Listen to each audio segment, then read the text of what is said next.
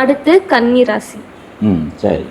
கன்னி ராசிக்கு மேரேஜ் யோகம் எப்போ ஸ்ட்ராங் ஆகும்?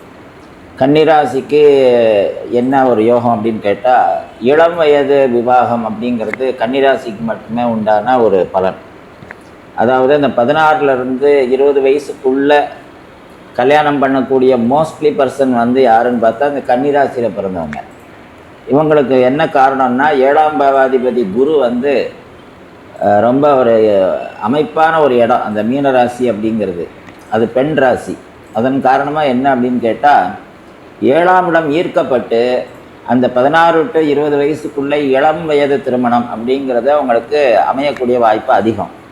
ஸோ கன்னிராசியை பொறுத்த வரைக்கும் அந்த 20க்குள்ளே ஒரு கல்யாணம் பண்ணுறாங்க அப்படின்னா அது கூட பிரச்சனை கிடையாது. ஆனால் அந்த 20லேருந்து 22 வயசுக்குள்ளே கல்யாணம் பண்ணினாங்க அப்படின்னா அது பிரேக்கப் ஆகிறதுக்கு ஒரு வாய்ப்பு இருக்குது. ஸோ 22 தாண்டிட்டாங்க அப்படின்னா 26க்கு மேலே தானாகவே அவங்களுக்கு நல்ல இடம் அமையும். அதாவது எப்போவுமே இளமையாக தெரியக்கூடிய சில ராசிகள் இருக்குது.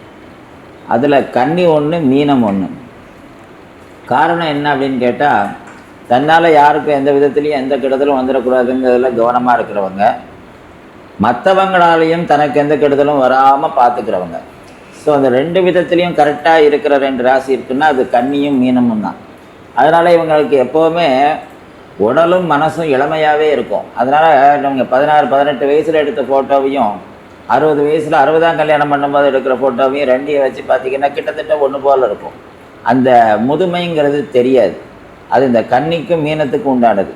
அதனால் இந்த இளம் பிராயத்தில் விவாகம் அப்படிங்கிறது கன்னிராசிக்கே உண்டானது. அதனால் கல்யாண விஷயத்தை பொறுத்த வரைக்கும் எப்போ ஸ்ட்ராங் ஆகும் அப்படின்னு கேட்குறத விட எப்போ கல்யாணம் ஆகுங்கிறது தான் கரெக்டான ஒரு விஷயமா இருக்கும்.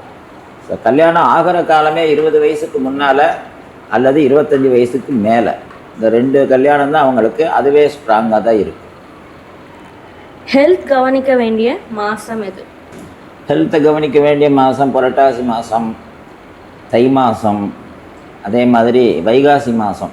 இந்த 3 மாதங்களுமே வந்து கன்னிராசி அன்பர்கள் வந்து பொதுவாக உடலை கவனிச்சிக்க வேண்டிய ஒரு மாதம்.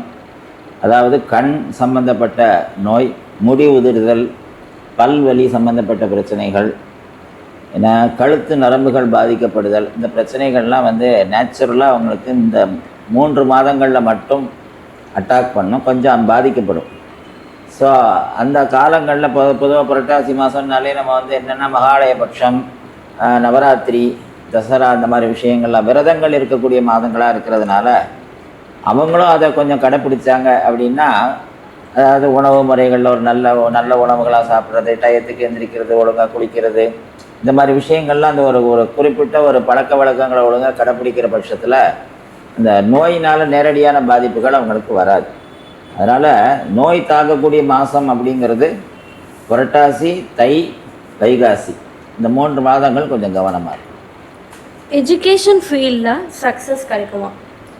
எஜுகேஷன் ஃபீல்டில் சக்ஸஸ் கிடைக்கும். எந்த மாதிரி எஜுகேஷன் படித்தா சக்ஸஸ் கிடைக்கும் அதை பார்க்கணும் இல்லையா?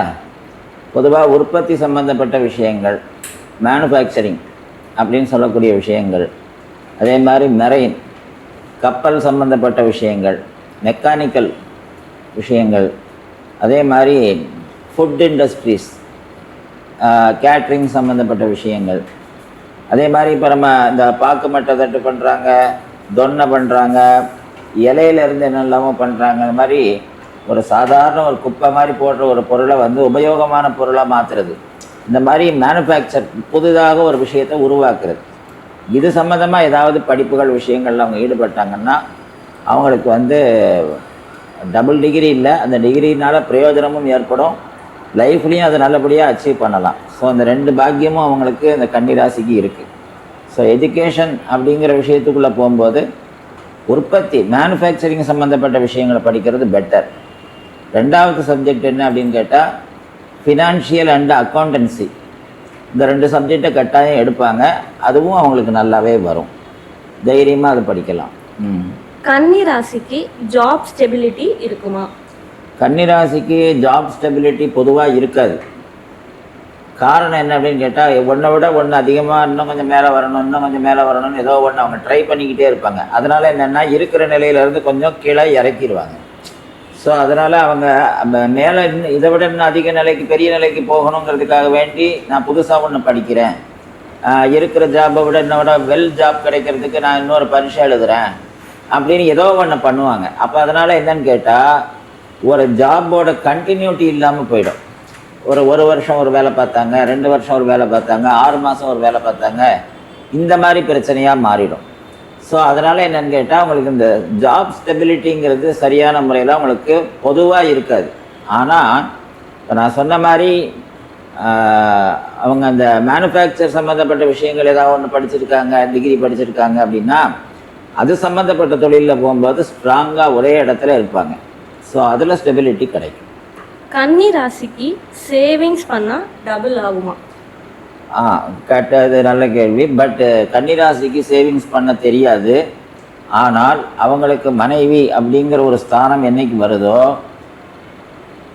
அவங்களுடைய அக்கௌண்ட்ஸ், அவங்களுடைய சேவிங்ஸ் அக்கௌண்ட்டில் இவங்களுடைய பணத்தை சேர்க்கணும்.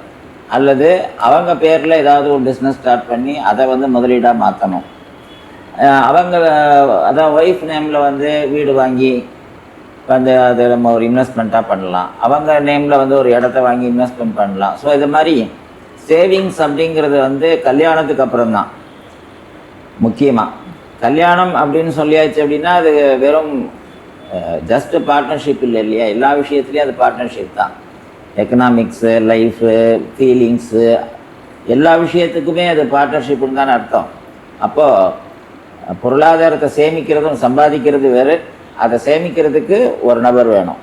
ஸோ அதனால் கல்யாணங்கிற சப்ஜெக்டுக்குள்ளே அவங்க ஈடுபடுற பட்சத்தில் அவங்களுக்கு நிச்சயமாக மனைவி மூலமாக பொருளாதாரம் சேரும்.